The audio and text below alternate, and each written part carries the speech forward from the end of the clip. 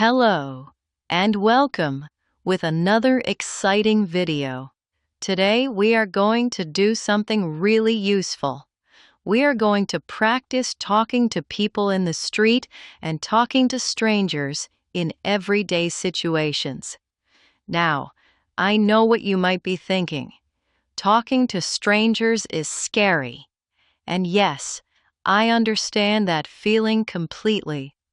But here is the truth.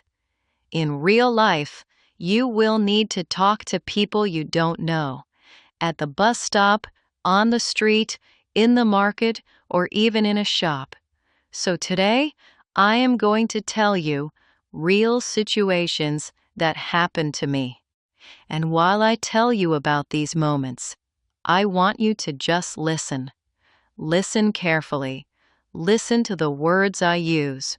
Listen to how I say things, because that is how you will learn to speak natural English. Just relax, listen, and enjoy. So let me take you back to a morning not too long ago. I woke up early that day. It was one of those mornings where everything felt a little gray outside. You know, that kind of morning, right? Where the sky looks heavy and the air feels thick. I looked out of my window and I thought to myself, I think it's going to rain later. So I grabbed my umbrella, put on my jacket, and I walked out of the door. Now, I was going to visit a friend that day. And because I don't drive, I take the bus. I love taking the bus, actually. Why? Because every single time I'm at the bus stop, something interesting happens. That morning, I was standing at the bus stop, checking my phone, minding my own business. And then a woman walked up next to me. She was carrying 2 big shopping bags, and she looked a little bit tired. She looked at me, and she asked me very simply, "Is this the right stop?" And I looked around. I checked the sign, and I said, "Yes, I think so." Such a simple answer, right? Yes, I think so. I just said, "Yes, I think so." And that was enough.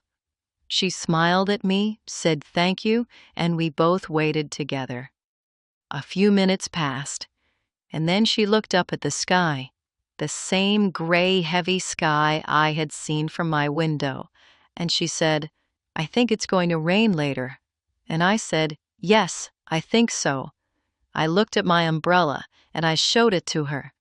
She laughed and said she forgot hers at home.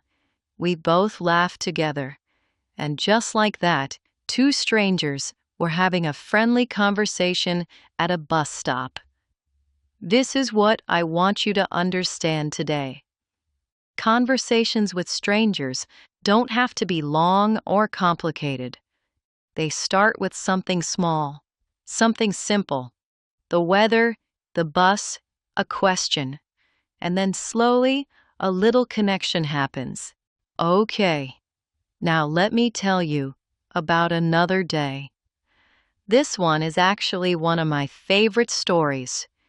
It was a weekend morning, and the weather that day was a topic of conversation for everyone, and I mean everyone. Why? Because it was so hot. Unusually hot for that time of year. The kind of hot where you walk outside and you immediately just stop and think, wow. I had gone out to do some shopping, and while I was walking down the street, I passed an older man who was sitting outside a small cafe. He was fanning himself with a newspaper, which I found very funny. He looked at me and said loudly, "It's very hot today." I stopped, and I smiled at him, and I said, "Yes, it is." Now notice that, a simple observation, and I responded with, "Yes, it is." 3 small words. That's all. But that was enough to make him smile back at me. He nodded, went back to his newspaper, and I continued walking, but that little moment stayed with me because I realized people talk to strangers about the weather all the time. It is actually the most common conversation starter in the world, and it is so easy to respond to. Nothing scary, nothing complicated. What I love about these moments is that they remind me English is not just a classroom subject. It is a living, breathing, everyday thing. You use it in the bakery. You use it at the bus stop. So, welcome these moments because every small conversation is a practice session now.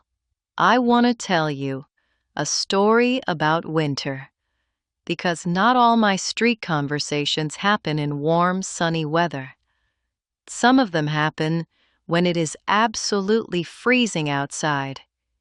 It was a weekday morning in January, and when I woke up and looked outside, the streets were completely white. Snow had fallen overnight, and everything looked beautiful, peaceful and quiet, but also very cold and a little bit dangerous. I had to go out that morning. I had no choice.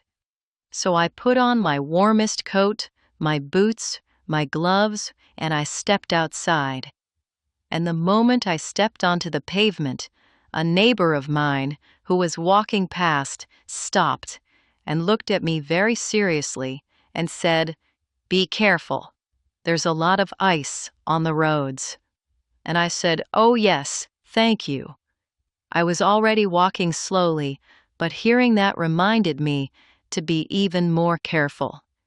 Now that phrase, "be careful, there's a lot of ice on the roads," that is such a useful and natural thing to say in winter. It is a kind warning, and it shows you care about the other person, even if you don't know them well.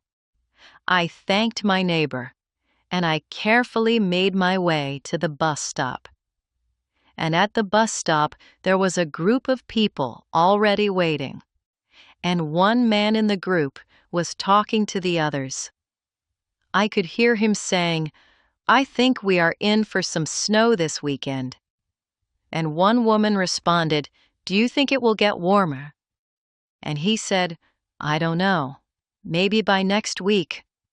She sighed and said, "I hope so. I'm tired of this cold." Everyone at the bus stop laughed a little because everyone understood that feeling. And I stood there listening to this small group of strangers chatting about the snow and the cold. And I felt like I was watching a perfect little English lesson happening right in front of me. This is real English, my friends. This is how people actually talk. Short sentences, simple words. These are not textbook sentences. These are real-life sentences. And then something funny happened.